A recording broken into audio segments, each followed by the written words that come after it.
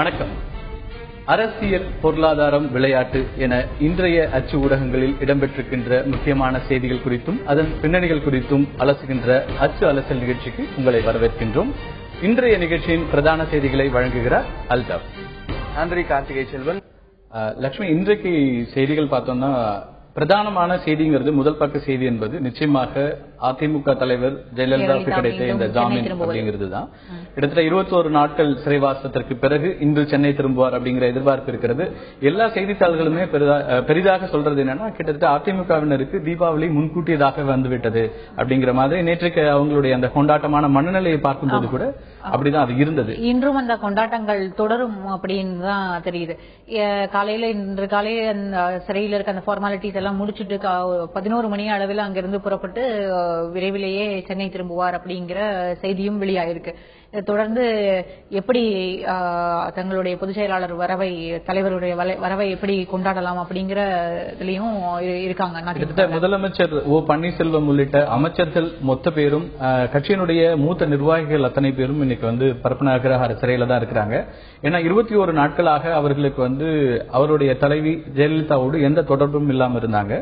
இன்றைக்கு முதல் முறையாக அவங்க இந்த வழக்கில் தண்டிக்கப்பட்ட பிறகு முதல் முறையாக சந்திக்க போறாங்க. அதை வரவேற்பு கொடுப்பதற்காகவும் அங்க அவங்க எல்லாருமே குவிந்திருக்கிறாங்க. நேற்றைக்கே விடுதலை ஆவார் என்று எதிர்பார்க்கப்பட்ட ஒரு விஷயம். ஆனால் பெயில் அப்ளிகேஷன் எக்ஸிக்யூட் பண்றதுல இந்த நடைமுறை சிக்கல்களாலையும் ஷூரிட்டிஸ் இம்ப்ளிமெண்ட் பண்றதுனாலையும் இன்றைக்கு அப்படிங்கிற அளவுக்கு வந்திருக்குது. என்னன்னா, இந்த சுப்ரீம் கோர்ட்டோட உத்தரவை திரும்ப அந்த கீழ் நீதிமன்றத்திலேயே கொண்டு போயிட்டு அதுல அங்கதான் எக்ஸிக்யூட் பண்ணாங்க. உத்தரவு கொண்டு போய் அதுக்கு பிறகு ட்ரையல் கோர்ட்லயும் கொடுத்து அந்த உத்தரவு தான் சிறைக்கு கொடுத்தப்பட்ட பிறகுதான் அவங்க இன்னைக்கு வெளியில வர முடியும். வந்த பிறகு இன்னைக்கு அவங்க தொண்டர்களை சந்தித்து அவர் ஏதாவது கருத்துக்களை சொல்லுவாரா அப்படிங்கிற ஒரு எதிர்பார்ப்பும் தொண்டர்கள் மத்தியில் இருக்கு.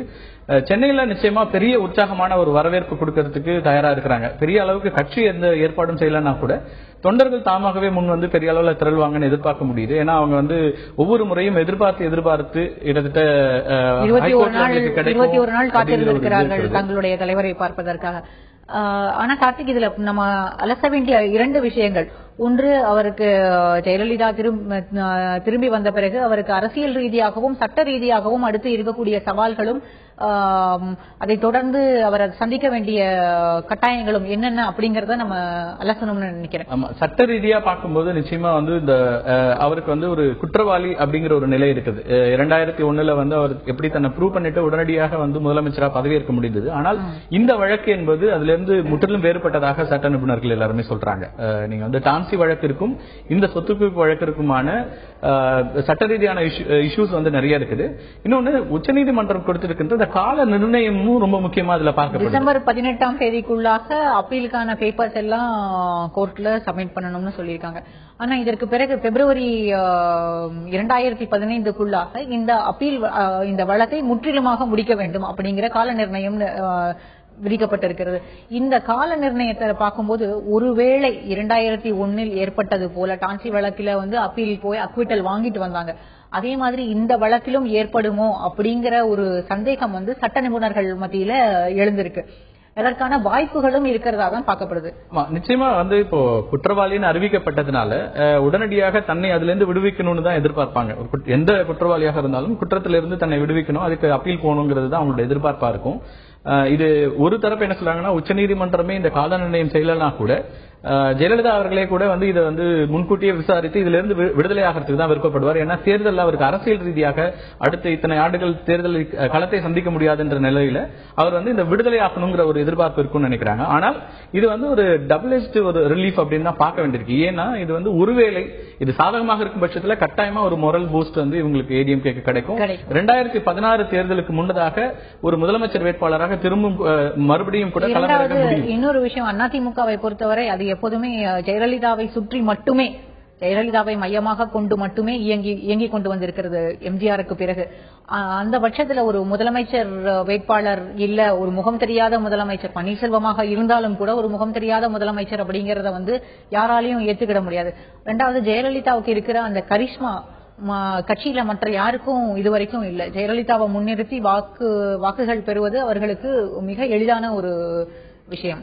ஆமா, இப்ப அந்த மாதிரி ஒரு சூழல் நீங்க வெற்றி அடையும் போது பிரச்சனை இல்ல. ஒருவேளை அந்த வழக்குல இருந்து எதிர்மறையான ஒரு தீர்ப்பு வரும் பட்சத்துல அது இன்னும் கூட கூடுதல் அழுத்தத்தை கொடுக்கக்கூடிய ஒரு சூழலாகவும், நீங்க சொல்ற மாதிரி தமிழ்நாட்டு அரசியலை பொறுத்த வரைக்கும் சித்தாந்த ரீதியான அரசியல் என்பதை தாண்டி தனிநபர்கள் அல்லது அவர்களை சார்ந்த ஒரு அரசியல் தான் இயங்கிட்டு இருக்கு, தலைவர்களை சார்ந்த ஒரு அரசியல் தான். இப்ப அப்படியான ஒரு சூழல்ல ஜெயலலிதா அவர்கள் முதலமைச்சர் வேட்பாளர் அப்படிங்கிறதுக்கும் அவர் காட்டுகிற வேறொருவர் முதலமைச்சர் வேட்பாளருக்குமான வித்தியாசம் இருக்கிறது. ஆனாலும் கூட இந்த விஷயத்தை பொறுத்த வரைக்கும் இப்ப வரைக்கும் ஒரு டிவைடட் அப்போசிஷனுக்கான வாய்ப்புகள் தான் இன்னைக்கு வரைக்கும் தெரியுது. இது ரொம்ப பிரிமெச்சூர்டா ஒரு நம்ம 21 நாட்கள்ல அப்போசிஷன் ரீக்ரூப் ஆவாங்க அப்படிங்கிற ஒரு இது இருந்தது. ஆனா அப்போசிஷன் ரீக்ரூப் ஆகவே இல்லை. இன்னும் சொல்ல போனா தமிழ்நாட்டு எதிர்க்கட்சிகள் யாருமே ரொம்ப ஒரு ஸ்ட்ராங்கான எந்த ஒரு பாயிண்டையுமே ரைஸ் பண்ணவில்லை இந்த 21 நாள்ல. குறிப்பா இப்போ பாமக நிறுவனர் ராமதாசும் தேமுதிக தலைவர் விஜயகாந்தும் சில ஸ்ட்ராங் ஸ்டேட்மெண்ட்ஸ் கொடுத்திருக்காங்க. தொடர்ச்சியா அவங்க சொல்லிட்டு இருந்தாலும் கூட நீங்க சொன்ன மாதிரி இந்த யுனைடெட் அப்போசிஷன் வருமா அப்படிங்கிற ஒரு கேள்வி எழுந்தது. இந்த மாதிரியான ஒரு சூழலை பயன்படுத்திக் கொள்ள எதிர்க்கட்சிகள் தயாராவாங்க அப்படின்னு வரும்போது ஏன் இது வராது அப்படிங்கிறதுக்கு பாத்தீங்கன்னா, குறிப்பா இப்போ சமீபத்துல சிபிஎம் மாநில செயலாளர் ஜி ராமகிருஷ்ணன் ஒரு பேட்டியில கொடுக்கும்போது நாங்க ஊழலை எதிர்த்து ஒரு கருத்தரங்கு நடத்துறதுக்கு அவங்க முயற்சி பண்ணாங்க. ஆனால் கடைசி நேரத்தில் அதுக்கான அனுமதி மறுக்கப்பட்டது. அதுல சில சர்ச்சைகள் எழுந்தது. ஆனால் அது தொடர்பான ஒரு பத்திரிகையாளர் சந்திப்பில் அவர் சொல்லும்போது திமுகவோடு கூட்டணி சேர்வீங்களா அப்படின்ற ஒரு கேள்வி எழுப்பும் போது திமுக மீது ஊழல் குற்றச்சாட்டுகள் இருக்கிறது அப்படின்ற மாதிரி அப்ப அவர் திமுகவோடு கூட்டணி சேர்வதற்கான எந்த வாய்ப்பும் இல்லைங்கிற ஒரு இண்டிகேஷன் தான் கொடுக்கிறாரு. ஆக இடதுசாரிகள் தனியா தான் இருக்கிற போறாங்க. பாஜகவும் திமுகவோடு சேர்வதற்கான வாய்ப்புகள் ரொம்ப ரொம்ப குறைவான ஒரு சூழல் இன்னைக்கு வரைக்கும் இருக்குது. அப்போ ஒரு டிவைடட் அப்போசிஷன் தான் இன்னமும் இருக்கிற மாதிரி தெரியுது. 2016 தேர்தலா அல்லது அதற்கு கொஞ்சம் முன்னோக்கூட்டியே தேர்தல் வருமா? வழக்கமா ஒரு சொல்லாடல் இருக்கு அரசியல்ல, ஒரு நாள் கூட மிக நீண்ட காலம் அப்படின்னு.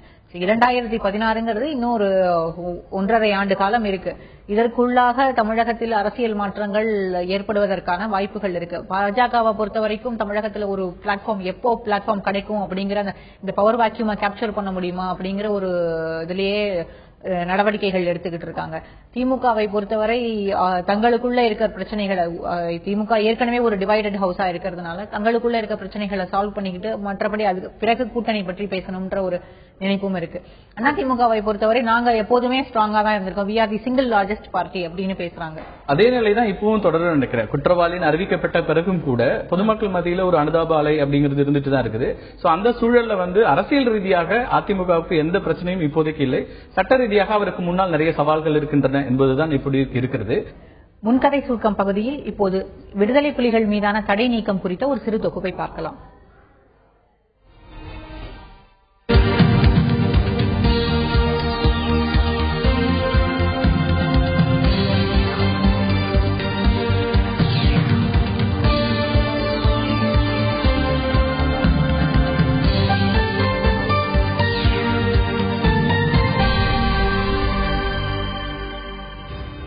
தமிழீழ விடுதலை புலிகள் அமைப்புக்கு முதலாக தடை விதித்த நாடு இந்தியாதான்.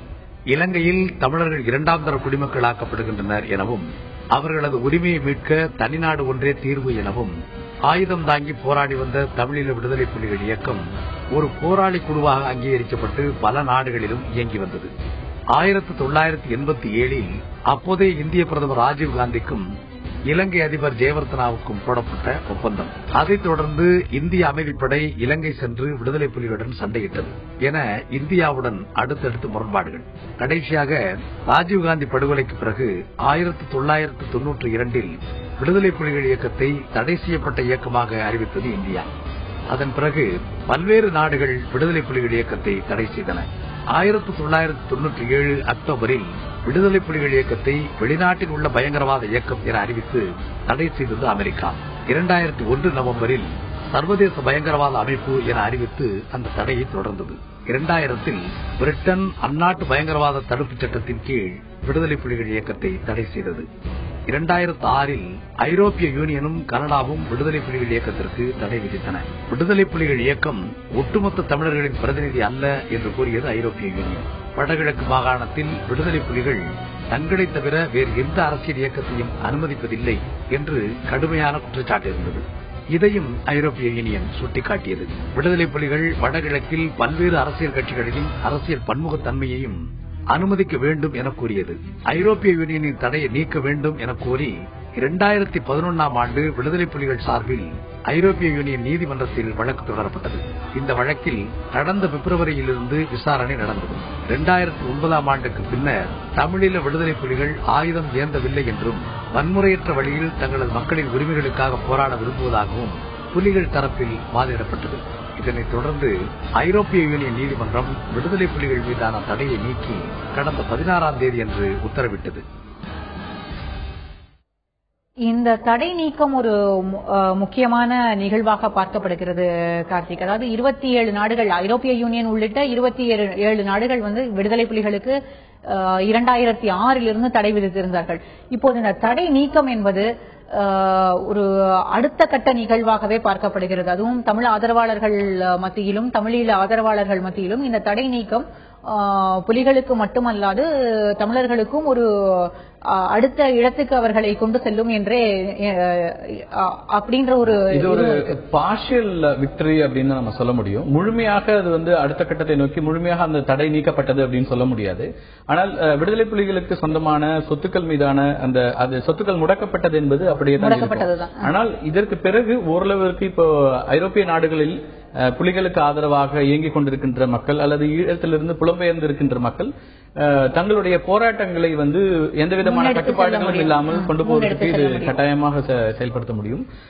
இதுல இலங்கை அரசாங்கத்தினுடைய இந்த ரியாக்ஷன் பார்த்தோம்னா அவங்க உடனடியாக இதற்கு பதறி இதுல நாங்க முக்கியமான இதுக்கு தேவையான சாட்சியங்களை நாங்க கொடுக்க தயாரா இருக்கிறோம், விடுதலை நீக்கக்கூடாது அப்படிங்கிற ஒரு ரியாக்ஷன் பார்க்கும்போது அரசியல் ரீதியாக சர்வதேச அரசியல்ல இது இலங்கை அரசாங்கத்திற்கு ஒரு சிறிய அளவிலாவது இது ஒரு பின்னடைவை உருவாக்கக்கூடிய வாய்ப்புகள் இருக்கு. ஏன் அப்படின்னு சொன்னா இப்ப சமீபத்திய ஐக்கிய நாடுகள் சபை கூட்டத்திலும் கூட என்ன அவங்க வாதம் முன்வைத்தாங்கன்னா இந்த மாதிரி இந்தியா தடை செய்திருக்கிறது விடுதலை புலிகள் அமைப்பை, கனடா உள்ளிட்ட நாடுகள் தடை செய்திருக்கிறதோடு சேர்த்து ஐரோப்பிய யூனியனுடைய தடையையும் முக்கியமாக அவங்க ஒரு அதுக்கான தங்களுடைய சப்ஸ்டான்சியல் எவிடன்ஸா அதை சொன்னாங்க. இல்ல இதுல இன்னொரு அம்சம் என்னன்னா இப்ப ஏற்கனவே முடக்கப்பட்ட வங்கி கணக்குகள் முடக்கப்பட்டதுதான்.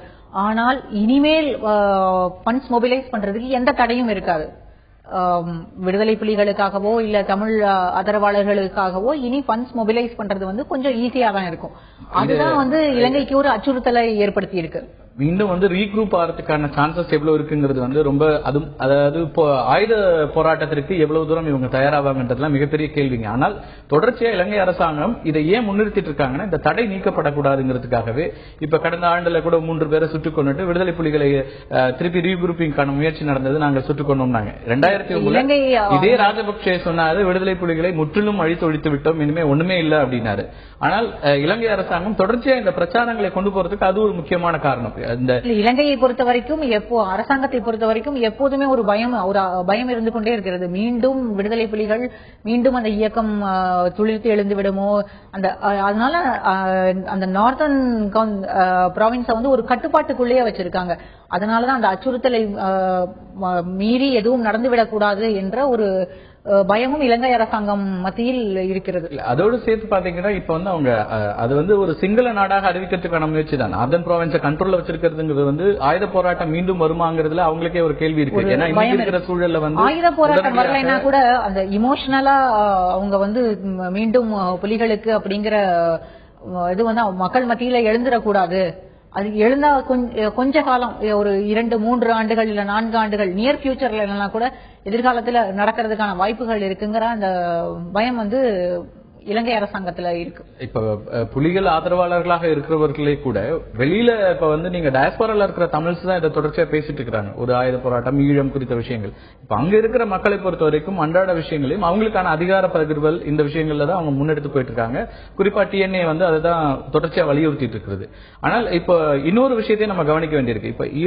இப்ப யூரோப்பியன் யூனியன் எடுத்த இந்த டெசிஷன்ஸ்ங்கிறது மற்ற நாடுகள்ல எந்த அளவுக்கு இன்ஃபுளுன்ஸ் கிரியேட் பண்ணும், முக்கியமா இந்தியால இதுக்கான எந்த இன்ஃபுளுன்ஸா அது வருமா? ஏன்னா இங்க இருக்கிற தமிழ் ஈழ ஆதரவாளர்களாக இருக்கின்ற அமைப்புகளும் சரி, பாட்டாளி மக்கள் கட்சி, மதிமுக உள்ளிட்ட அமைப்புகளும் சரி, உடனடியாக இந்தியாவும் இதுல புலிகள் தடையை நீக்க வேண்டும். இப்ப ஏற்கனவே வைகோ இதுக்கான சட்ட ரீதியான போராட்டங்களை முன்னெடுத்துட்டு இருக்கிறாரு, அதுக்கான வழக்குகளை நடத்தி கொண்டிருக்கிறார். ஆனால் மத்திய அமைச்சராக இருக்கிற வெங்கையா நாயுடு நேற்று சொன்ன அந்த ஒரு செய்தியையும் மத்திய அரசாங்கத்தை பொறுத்தவரை இந்த தடையை நீக்குவதற்கான எந்த முகாந்திரமும் இல்லை அப்படிங்கிறது வந்து தெளிவா தெரிகிறது.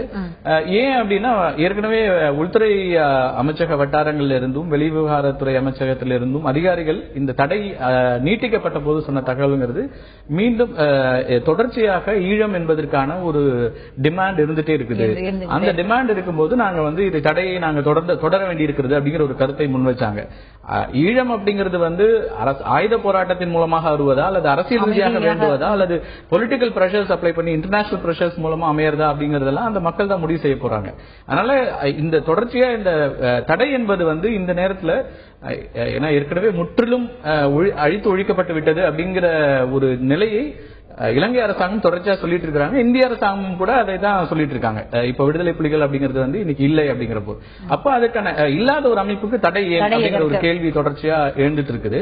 இப்ப இந்த இப்ப சமீபத்தில் இந்தியாவில வந்து ப்ரோ தமிழ் குரூப்ஸ் மீண்டும் துளிர்த்து எழுந்து விடக்கூடாது, இல்ல அவங்க வாய்ஸ் ரைஸ் பண்ணக்கூடாது அப்படின்ற ஒரு காரணத்துக்காகவும் இது இருக்கு. இல்ல அதுதான் இப்ப தொடர்ச்சியா வந்து இப்போ யுபிஏ அரசாங்கத்திட்ட இந்த கோரிக்கைகள் முன்வைக்கப்பட்டது. யுபிஏ 2ல வந்து ப்ரோ தமிழ் குரூப் வந்து ஒரு பிரஷர் எக்ஸர்ட் பண்ணிட்டே இருந்தாங்க மத்திய அரசாங்கத்தின் மீது. இனி வந்து அந்த பிரஷரை வந்து இவங்களும் செய்யக்கூடாது, அதற்கான வாய்ப்புகளை ஏற்படுத்தியும் கொடுக்க கூடாதுங்கிறது மத்திய அரசாங்கத்தினால். பாஜக ஆட்சி மத்தியில் அமைந்த பிறகு தமிழ்நாட்டில் இருக்கிற தமிழர்கள் மட்டுமல்ல உலக தமிழர்கள் மத்தியிலும் ஒரு சின்ன எதிர்பார்ப்பு இருந்தது.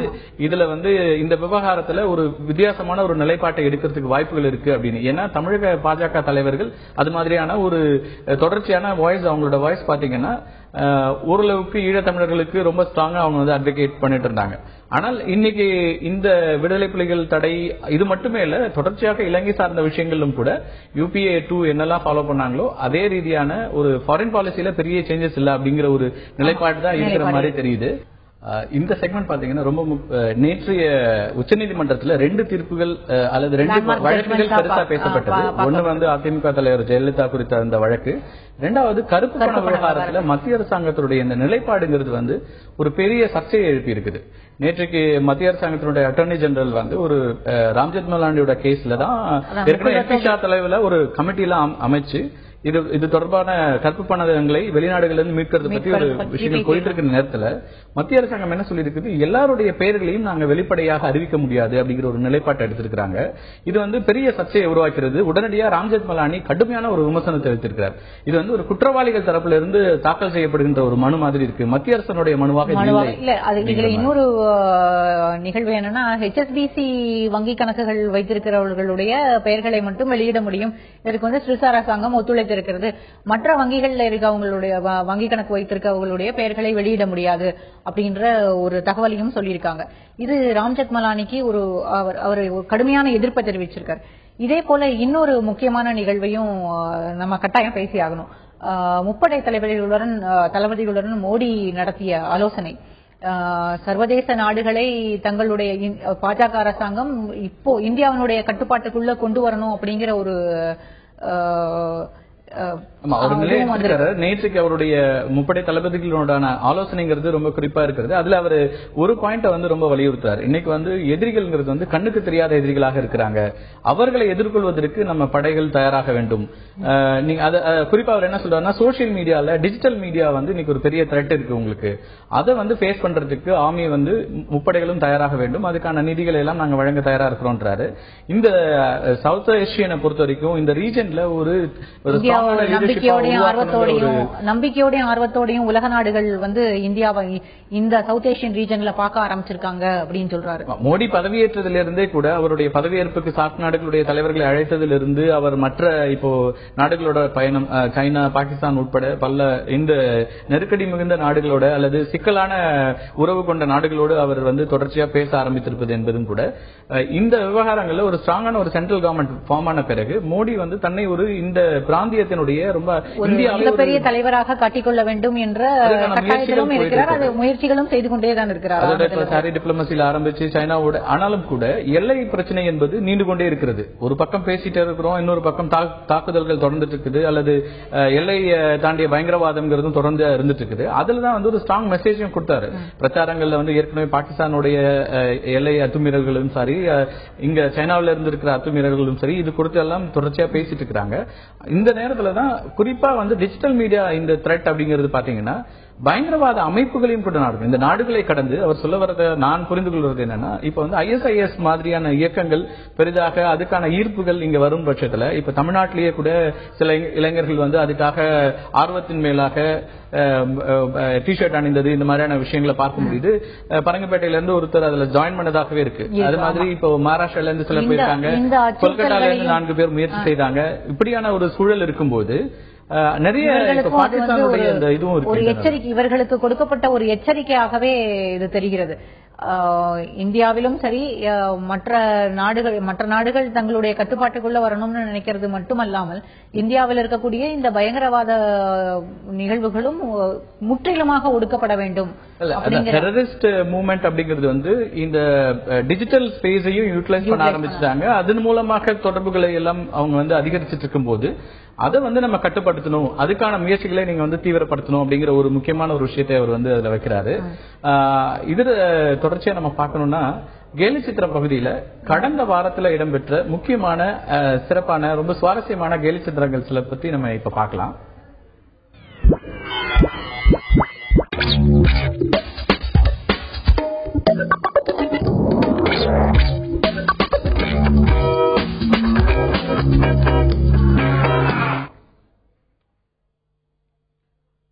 இந்த கேலி சித்திரம் வந்து குறிப்பா இன்றைய நாளுக்கு ரொம்ப முக்கியமான கேலி சித்திரமாக இருக்கும். இன்றைக்கு ஜெயலலிதா அவர்கள் விடுதலையாக்கி சென்னை திரும்புகிறார் 21 நாட்களுக்கு பிறகு.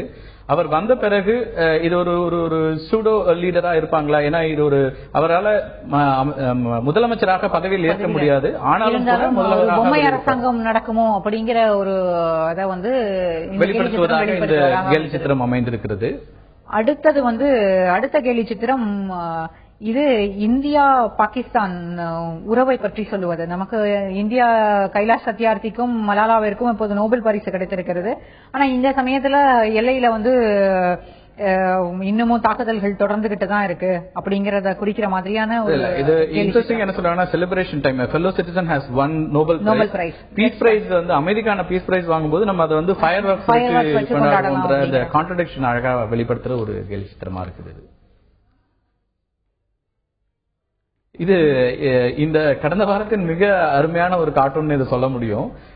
இது வந்து சசி தரூர்கான பிரதமருடைய அந்த அழைப்பு, இந்த கிளீன் இந்தியா மூவ்மெண்ட்ல சசி தரூருக்கு அவர் கொடுத்த அழைப்பும் அதை தொடர்ச்சியாக காங்கிரஸ் அரசாங்கம் அவரை வந்து தூக்கி குப்பை தொட்டியில போட்டுட்டாங்க அப்படிங்கிற மாதிரி பதவியிலிருந்து அவரை நீக்கினதும் அதனால அவருக்கு ஏற்பட்ட இழப்பையும் ரொம்ப ஒரு தத்ரூபமான ஒரு கேலி சித்திரமாக இருக்கிறது. அடுத்தது வந்து அடுத்த கேலி சித்திரம் இது மகாராஷ்டிரா தேர்தல்களை பற்றியது. எக்ஸிட் போல்ஸ்ல யாருக்கு வெற்றி கிடைக்கும் அப்படின்னு எக்ஸிட் போல்ஸ்ல வந்து எல்லாரும் எதிர்பார்ப்புகள், அவங்களுடைய எதிர்பார்ப்புகள் பாஜகவிற்கும் சரி என்சிபியும் சரி சிவசேனாவும் சரி அவர்களுடைய எதிர்பார்ப்புகள் எப்படி கூடிக்கொண்டே போகிறது நாளுக்கு நாள் ரிசல்ட்ஸ் வந்ததை ஒட்டி அவங்க வந்து கொடுத்திருக்கிற ஒரு கேலி சித்திரம். எக்ஸிட் போல் பண்டிட்ஸ் அவங்க போய் பாக்குறாங்க அப்படிங்கிற மாதிரி. இதுவும் கூட அதே எக்ஸிட் போல் ஒட்டின ஒரு கார்ட்டூன் தான். இது வந்து எக்ஸிட் போல்ஸ்ல வந்திருக்கிற ரிசல்ட்ஸ் எல்லாமே பிஜேபி ஆட்சி அமைப்பதற்கான சாத்தியக்கூறுகள் இருக்கிறது, அல்லது ஒரு சிங்கிள் லார்ஜஸ்ட் பார்ட்டியா பிஜேபி வரும்ன்ற நேரத்துல காங்கிரஸ் ஒரு பெரிய சுனாமியா ஒரு புயலாக வருது இது அப்படிங்கிற மாதிரியும், அதுல ராகுல் காந்தியோடைய உருவம் வந்து ரொம்ப கேலியாக வரையப்பட்டிருக்கிற ஒரு விஷயமாகவும் இருக்குது. சோனியா அதை வந்து அதிர்ச்சியோட பாக்குறாங்க. ராகுல் காந்தி அவர் வந்து ஒரு விளையாட்டு பிள்ளையாக இருக்கிறார் அப்படிங்கிற மாதிரியான ஒரு சித்திரமாக இது அமையப்பட்டிருக்கிறது. இந்த கேலி சித்திரம் மிகவும் சுவாரஸ்யமானது. ஆந்திராவில் அதாவது சந்திரபாபு நாயுடு எப்படி வைசாக வந்து கேபிட்டல் சிட்டியா அறிவிச்சிருந்தாரு. ஆனா அதற்குள்ள ஹுட் புயலால பாதிக்கப்பட்டு இப்ப திரும்பவும் அங்க ரீபில்ட் பண்ண வேண்டிய ஒரு கட்டாயத்துல இருக்காரு அப்படிங்கறத சொல்லக்கூடிய ஒரு கேலி சித்திரம். அதோட எல்போர்டு வேற அவருக்கு போட்டு கொடுத்திருக்காங்க. அதுல பெரிய வந்து இந்த எக்ஸ்பீரியன்ஸ் இல்ல, இதுதான் முதல் முறையாக இவ்வளவு பெரிய ஒரு இழப்ப வந்து பாக்குறாங்க. இத எப்படி சரி கட்ட போறாங்க அப்படிங்கறத சொல்ற மாதிரி குறிக்கிற மாதிரியான கேலி சித்திரம் இது. இது வந்து இந்த சைனாவோடு நம்ம India road works in progress Arunachal பிரதேஷ்ல சைனா வந்து அத்துமீற எல்லை மீறி வருகின்ற இடத்துல அவங்கள வந்து அடிச்சு அவங்கள வந்து ஒரு சமன்படுத்தி கொண்டு போயிடுவோங்கிற மாதிரி மோடியோடைய அந்த ஸ்டாண்டு விளக்குன்ற மாதிரியான ஒரு கேலி சித்திரம் இது. இந்த கேலி சித்திரம் மிகவும் சுவாரஸ்யமானது. அதாவது எபோலாவும் ISIS-உம் எப்படி ஒரு உலக அளவுல மிகப்பெரிய அச்சுறுத்தலாக பார்க்கப்படுது அப்படின்னு ரெண்டையும் ரிலேட் பண்ணி கொடுத்திருக்காங்க. எபோலாவுக்கான சிம்டம்ஸும் ISIS-க்கான சிம்டம்ஸும் ஒரே போல இருக்கிறதாகவும் இந்த கேலி சித்திரம் சொல்லுது. நியூயார்க் டைம்ஸோட இந்த கேலி சித்திரம் என்கிறது அவங்களுடைய அமெரிக்கர்களுடைய பார்வையில இருந்து இது ISIS எப்பவுமே ஒரு த்ரெட், இப்ப புதிய த்ரெட்டா வந்து எபோலாவும் வந்திருக்கிறது அப்படிங்கிற மாதிரியும் இதுல இடம்பெற்றிருக்கிறது. கடந்த இந்த எப்பவுமே இந்த கேலி சித்திரங்கள்ங்கிறது வந்து சுவாரஸ்யமான ஒரு பகுதி. நம்ம எவ்வளவுதான் செய்திகள்ல சொன்னாலும் கூட ஒரு சித்திரத்தின் மூலமா கொண்டு போய் சேர்க்கறது அப்படிங்கிறது வந்து ஈஸியா கன்வே ஆயிடும். அதுல சில நேரங்கள்ல தலைவர்கள் முரண்படுவாங்க, இவ்வளவு நம்மள ஷார்ப்பா கிரிட்டிசைஸ் பண்றாங்களேன்னு. ஆனால் பெரும்பாலான நேரங்கள்ல அது ஒரு கேலி சித்திரமாக. கேலி சித்திரங்கள் எப்போதுமே சிறப்பாகவே சென்றடைந்திருக்கிறது மக்கள் மத்தியில். கடந்த வாரத்துல பெரிதும் பரபரப்பா தமிழ்நாட்டில் பேசப்பட்ட இன்னொரு விஷயம்ன்றது ராமநாதபுரத்துல நடந்த அந்த காவல் நிலைய மரணம் அப்படிங்கிறது. அதுல 6 அதிகாரிகளை நேற்றுக்கு பணியிட மாற்றம் செய்திருக்காங்க. இந்த காவல் நிலையங்கள்ல தொடர்கின்ற இந்த சம்பவங்கள் அப்படிங்கிறது வந்து தமிழ்நாடு இந்திய அளவுல 2ஆம் இடத்துல இருக்குது. மகாராஷ்டிராவுக்கு அடுத்தபடியாக தமிழகம் 2வது இடத்துல இருக்கிறது. 2012 7 மரணங்கள் இருந்தது. 7 மரணங்கள்ங்கிற எண்ணிக்கை வந்து இந்த 2013 15ஆக உயர்ந்திருக்கிறது. லாக்அப் டெத்ஸ் பொறுத்த வரைக்கும் மனித உரிமை ஆர்வலர்கள் தொடர்ச்சியா இதுக்காக நிறைய விஷயங்களை சொல்லிட்டு இருக்காங்க. ஆனால் தொடர்ந்து இந்த எண்ணிக்கை கூடுவது அப்படிங்கிறது வந்து போலீஸ் தரப்புல இருந்து நிறைய இதுக்கான காரணங்கள் முன்வைக்கிறாங்க. நாங்க வந்து இது உடல்நிலை காரணமாக இறந்தாங்க, இதுல பாதி பேருக்கு மேல மருத்துவமனையில இருந்தாங்க அப்படி இப்படின்னு காரணங்கள் சொன்னாலும் கூட விசாரணைக்கு அழைத்து செல்லப்படுகின்ற ஒரு கைதி அவருடைய மரணம் என்பது வந்து நிச்சயமா தவிர்க்கப்படணும் அப்படிங்கறதா இருக்கு. இதுல காவல்துறையுடைய சீரமைப்பு அப்படிங்கறத பத்தி தொடர்ச்சியா நம்ம பேசிட்டு இருக்கிறோம். ஆனாலும் கூட இந்த சம்பவத்துல ரொம்ப குறிப்பா அதிர்ச்சியான ஒரு சம்பவம். நீங்க வந்து ஒரு குற்றவாளி, இது வந்து நிறைய கேள்விகள் எழுப்பக்கூடிய ஒரு விஷயமா இருக்குது. ஒரு குற்றவாளி எப்படி வந்து போலீஸ் நிலையத்துல போய் ஒரு போலீஸ் அதிகாரியை கத்தியை வச்சு தாக்குவார் அப்படிங்கறதுல ஆரம்பிச்சு இயல்பான கேள்விகள் எழுப்புறது. அப்ப இந்த நேரங்கள்ல வந்து ஒரு சிசிடிவி மாதிரியான ஒரு கேமரா எங்கெங்கயோ பொருத்துறாங்க. நிறைய இடங்கள்ல நீங்க பொருத்தும் போது ஒரு காவல் நிலையத்துல ஏன் இதை பொருத்தக்கூடாது? காவல்துறைக்கான அந்த இன்ஃப்ராஸ்ட்ரக்சரை இன்னும் மேம்படுத்த வேண்டிய கட்டாயத்தையும் இந்த நிகழ்வு சொல்லதான் செய்யுது. குறிப்பா இந்த காவல் மரணங்கள் வந்து தடுக்கப்படணும் அப்படின்னு ஹியூமன் ரைட்ஸ் ஆக்டிவிஸ்ட் தொடர்ந்து வலியுறுத்திக்கிட்டு இருக்க நிலைமையில இந்த சம்பவம் இன்னும் அவர்களுடைய கோரிக்கையை வலுப்படுத்த செய்யும். இது நான் வந்து இதுல சில மத ரீதியான விஷயங்களா கூட இது பார்க்கப்பட்டு இருக்குது. ஆனால் அதை கடந்து மனித உரிமைகள் சார்ந்த ஒரு விஷயமா பார்க்க வேண்டியிருக்கு. எந்த மதமாக இருந்தாலும் எந்த மனிதராக இருந்தாலும் அவருடைய உயிர்ங்கிறது ரொம்ப முக்கியமானது. இன்னைக்கு வந்து நம்ம பயங்கரவாதிகளை இல்ல இந்தியாவை தாக்கின பயங்கரவாதிகளுக்கே கூட தூக்கு தண்டனை கூடாதுன்னு பேசப்பட்டு இருக்க ஒரு காலத்துல நீங்க அதுக்கான ஆர்குமெண்ட்ஸ் போயிட்டு இருக்கிற நேரத்துல ஒருத்தரை வந்து கொல்றதுக்கு யாருக்கும் உரிமை இருக்க முடியாது. துப்பாக்கி இதுல நிறைய கேள்விகள் எழுப்பப்படுது. ஏன்னா நீங்க வந்து அவரை தற்காத்துக் கொள்ள சுடணும்னா நீங்க வந்து இப்படி வந்து உயிர் போகிற அளவுக்கு சுடணுமா, முட்டுக்கு கீழே சுடலாம், இப்படி பல்வேறு விஷயங்கள் சொல்லப்படுது. அதனால இதுல இருக்கிற சந்தேகங்களை இதுல இப்ப வந்து உடனடியாக தமிழக அரசு தலையிட்டு அதுக்கான நிவாரணம் அளிச்சிருக்காங்க. 5 லட்சம் சொல்லியிருக்காங்க. நீதிமன்றமும் கூட அந்த குடும்பத்துல யாராவது ஒருத்தருக்கு பணி கொடுக்கணும், பணி அமர்த்தணும் அப்படின்னு வலியுறுத்துறாங்க.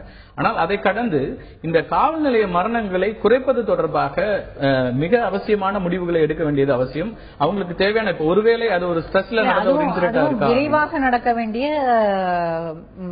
முடிவுகளை விரைவாக எடுக்க வேண்டிய கட்டாயத்திலும் தமிழக அரசாங்கம் இருக்கிறது. ஆமா, அது முக்கியமா வந்து இப்ப நீங்க வந்து காவல்துறை சார்ந்தவர்களுக்கான இந்த பயிற்சிகள், மனித உரிமை குறித்த பயிற்சிகள் எவ்வளவு தூரம் கொடுக்கப்படுது, அது எவ்வளவு தூரம் இம்ப்ளிமெண்ட் ஆகுது, இதுக்கான அமைப்புகள் இருந்தாலும் கூட தொடர்ச்சியாக ஒரு 6 மாதத்திற்கு ஒரு முறையாவது இவர்களுக்கு தொடர்ச்சியாக மனித உரிமைகள் சார்ந்த விஷயங்கள்ல சட்ட விவரங்களும் பயிற்சிகளும் கொடுக்க வேண்டிய அவசியம் இருக்குங்கிறது. வழக்கமா நம்ம வந்து காவல்துறை உங்கள் நண்பன் பேசிக்கிட்டு இருக்கோம். இந்த மாதிரியான நிகழ்வுகள் வந்து மக்களுக்கும் காவல்துறைக்கும் இடையான அந்த கேப்பை வந்து இன்னும் ரொம்ப குறிப்பா வந்து இந்த மாதிரி காவல் நிலைய மரணங்கள் தொடர்பான விஷயங்கள்ல சம்பந்தப்பட்ட அதிகாரிகளுடைய தண்டனை என்பது இந்த வழக்கு தொடர்ச்சியாக நடத்தப்பட்டு அவர்களுக்கு தண்டனை உறுதி செய்யப்பட வேண்டும். அந்த மாதிரியான சம்பவங்கள் நடக்கும்போதுதான் இது குறையறதுக்கான வாய்ப்புகள் இருக்கும் அப்படிங்கிறது மனித உரிமைகள் ஆர்வலர்களோட ஒரு கருத்தாகவும் இருக்கிறது.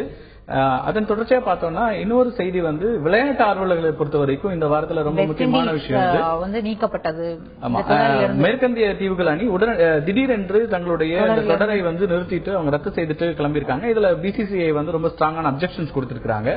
ரொம்ப குறிப்பா மேற்கந்திய தீவுகள் அணியினுடைய வீரர்கள் IPL போட்டியில கலந்து கொள்ள முடியுமா அப்படிங்கிற ஒரு கேள்வியும் கூட எழுந்திருக்கிறது. இதற்கு பதிலா இலங்கை வீரர்கள் வந்து பங்கேற்கக்கூடிய வாய்ப்புகள் இருப்பதாக இப்ப வரைக்கும் அவர்கள் இலங்கை வீரர்கள் பங்கேற்பார்கள்னு தான் தெரியுது. வெஸ்ட் இண்டீஸை பொறுத்த வரைக்கும் அவர்களுடைய ஊதிய ஊதிய குறைப்பு காரணமாக அவர்கள் இந்த தொடரிலிருந்து இருந்து நாங்க விலகிக்கிறோம்னு திடீர்னு வெளியேறிக்கிட்டாங்க. அவங்க தரப்புல நியாயமான சில காரணங்கள் முன்வைக்கப்படுது. ஏன்னா ஊதியம் ஏற்கனவே அளித்துக் கொண்டிருக்க ஊதியத்தை விட 75% ஏற்றுக்கொள்ள முடியாது. வீரர்கள் அந்த நாட்டில் இல்லாத போது இந்த ஒப்பந்தம் நிறைவேற்றப்பட்டிருக்கிறது. அப்ப அதுல அப்செக்ஷன் சொல்றாங்க. இந்த தொடர்ல ஒரு ஒப்பந்தம் செய்து கொண்டு 2 நாடுகள் ஒப்பந்தத்துக்கு பிறகு ஒரு பெரிய ஏற்பாடுகள் செய்யறாங்க. இதுக்காக டிக்கெட்ஸ் எல்லாம் அட்வான்ஸா சேல் பண்றாங்க. இதுக்கான ஸ்டேடியம் மற்ற அரேஞ்ச்மெண்ட்ஸ் எல்லாம் செய்திருக்கிற போது இதை என்ஷூர் பண்ண வேண்டியது அந்த போர்டு தான். கட்டாயமா மேற்கந்திய தீவுகள் அணி இது இப்போ இன்டர்நேஷனல் கிரிக்கெட் கிளப் கிட்டையும் இந்த பிரச்சனையை கொண்டு போறதா இந்திய தரப்புல இருந்து பிசிசிஐ தரப்புல இருந்து சொல்லப்பட்டிருக்கிறது. அடுத்ததாக இலங்கை இந்த தொடர்ல இதை ரீப்ளேஸ் பண்ணுவாங்க, 5 ஒருநாள் போட்டிகள் இருக்கும் அப்படிங்கிற ஒரு இதையும் அறிவிப்பும் வந்திருக்கிறது. ஆக கிரிக்கெட் ரசிகர்களை பொறுத்த வரைக்கும் அவங்களுக்கு தொடர்ச்சியாக விளையாட்டுகள் அப்படிங்கிறது இருக்கு. அடுத்த நவம்பர் மாதத்திலும் இலங்கையோட இருக்கிற ஒருநாள் போட்டிகள் அப்படிங்கிறது இருக்கு. சோ அவங்களுடைய ரசனைக்கு இப்போ மேற்கந்திய தீவுகள் அணிங்கிறத விட இலங்கையோட இருக்கிறது எவ்வளவு தூரம் இருக்கும்னு சொல்ல முடியாது. இருந்தாலும் கூட ஒரு ரீப்ளேஸ்மெண்ட் இருக்குன்னு சொல்ல முடியும். இதுல இன்னைக்கு இன்னொரு நிகழ்வு நம்ம சென்னையில இருக்கக்கூடிய மழையும் விடாது பெய்து கொண்டு இருக்கக்கூடிய மழையும் அடுத்தது வடகிழக்கு பருவமழை தொடங்க போகிறது. இதற்கான ஏற்பாடுகள் குறித்தும் ஒரு கட்டாயம் பள்ளி கல்லூரிகளுக்கு விடுமுறை அளித்திருக்கிறாங்க. நீங்க சொன்ன மாதிரி வடகிழக்கு பருவமழை 2 நாட்கள்ல வரப்போகும் போது கட்டாயம் இது ரொம்ப முக்கியமான தேவையும் கூட. இதுக்கான ரெடியா இருக்க மாதிரியே தெரியல. நேற்று ஒரு பகல் முழுவதும் கொட்டி தீர்த்த மழையால் ரோட்ல அவ்வளவு வெள்ளம் போகுது. டிராபிக் எங்க பார்த்தாலும் டிராபிக் சிக்னல்ஸ் கட்டுப்படுத்த முடியாத ஒரு நிலைக்கு போயிட்டு வடகிழக்கு பருவமழை தொடங்கிட்டா இதை எப்படி எதிர்கொள்ள போறாங்க?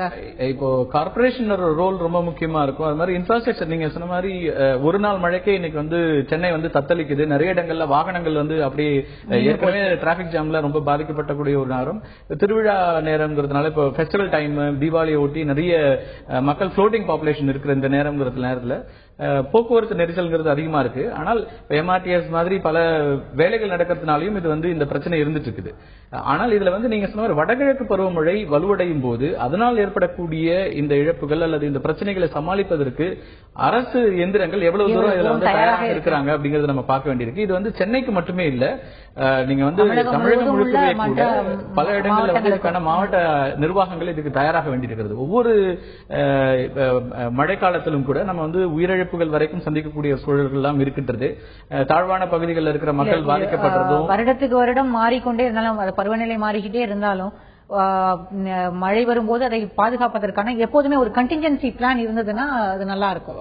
ஒரு ஆண்டினுடைய நீர் தேவைகள்ல பாதிக்கு மேலான அளவு இந்த வடகிழக்கு பருவமழையின் மூலமா தான் நமக்கு கிடைக்கும்.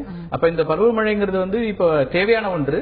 அதே நேரத்தில் இதை எவ்வளவு தூரம் நம்ம ஏற்கனவே ரெயின் வாட்டர் ஹார்வெஸ்டிங்லாம் இன்னும் முழுமையாக சரியா பயன்படுத்த ஒரு கட்டத்துல இருந்தது. அந்த ரெயின் வாட்டர் ஹார்வெஸ்டிங்கை இன்னும் நம்ம சரியாக பயன்படுத்தாத ஒரு நிலை தான் இருக்கு. ரொம்ப குறிப்பா இன்றைய தேவை அப்படிங்கிறது இதனால் இப்போ இந்த மழைக்கு முன்னதாக ஏற்பாடு செய்ய வேண்டியது ஒன்னு ஹெல்த் இஷ்யூஸ். நிறைய உங்களுக்கு டிசீஸ் வரக்கூடிய ஒரு வாய்ப்புகள் இருக்கிறது. அதற்கு மருத்துவத்துறையும் கார்பரேஷன் போன்ற அமைப்புகளும் இதுக்கு தயாராக வேண்டிய ஒரு சூழல் இருக்கிறது. நிச்சயம் அதிகாரிகள் இதை கவனத்தில் எடுத்துப்பாங்க நம்ம நினைக்கலாம். கடந்த வாரத்தின் நிறைய விஷயங்களை நம்ம இந்த செய்தி தொகுப்புல அலசினோம். மீண்டும் ஒரு அச்சு அலசல் நிகழ்ச்சியில் சந்திக்கலாம். அதுவரை நன்றி, வணக்கம்.